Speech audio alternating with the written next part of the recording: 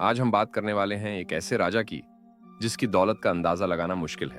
ये शासक इतना अमीर था कि उसकी यात्रा से पूरी दुनिया में सोने की कीमत गिर गई थी। जी हां, हम बात कर रहे हैं मनसा मूसा की, जो पश्चिम अफ्रीका के माली साम्राज्य के शासक थे। मनसा मूसा का जन्म लगभग 1280 ईस्वी में हुआ।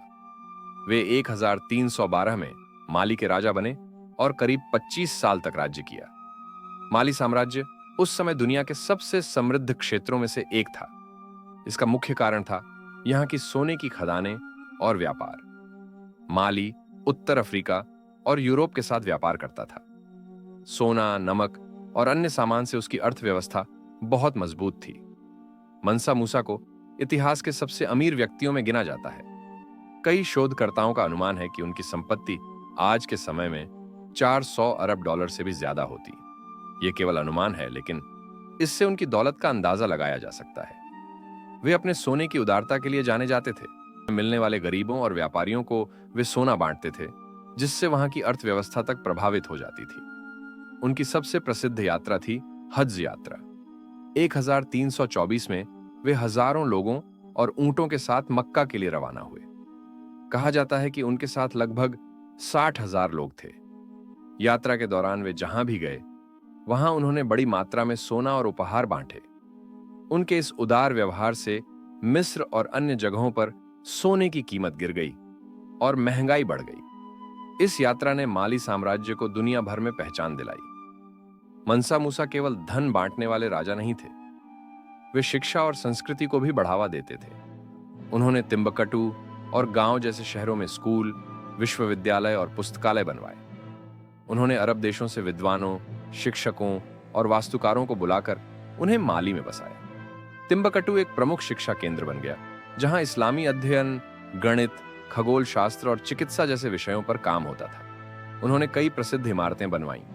उनमें सबसे प्रसिद्ध है झिंगुएरेबर मस्जिद, जो तिम्बकटू में बनी। यह मस्जिद अफ्रीकी वास्तुकला का बेहतरीन उदाहरण है। मक्का यात्रा से लौटकर उन्होंने इसे बनवाया।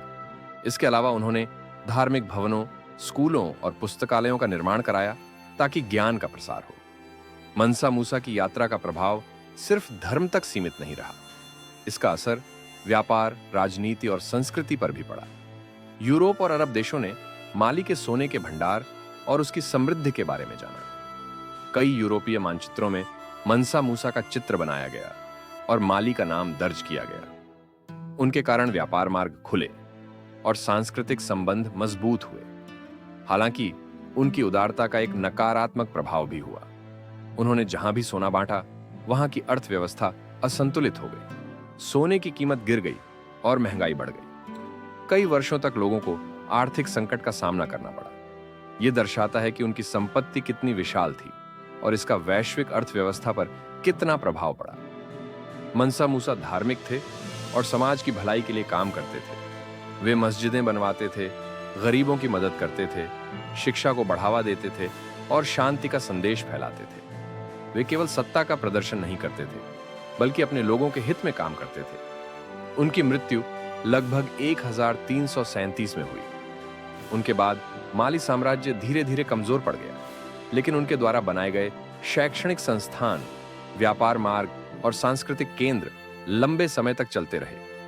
आज भी मनसा मूसा का नाम ज्ञान, उदारता और समृद्धि का प्रतीक माना जाता है। तिम्बकटू जैसे शहर उनकी विरासत के साक्ष्य हैं और दुनिया भर के इतिहास प्रेमियों के लिए आकर्षण का केंद्र बने हुए हैं। तो दोस्तों, मनसा मूसा केवल एक राजा नहीं थे, वे दूरदर्शी नेता, धार्मिक व्यक्ति और दुनिया के सबसे अमीर शासकों में से एक थे। उनकी शिक्षा के प्रति रुचि, उदारता और धार्मिकता ने माली साम्राज्य को स्वर्ण युग में पहुंचाया।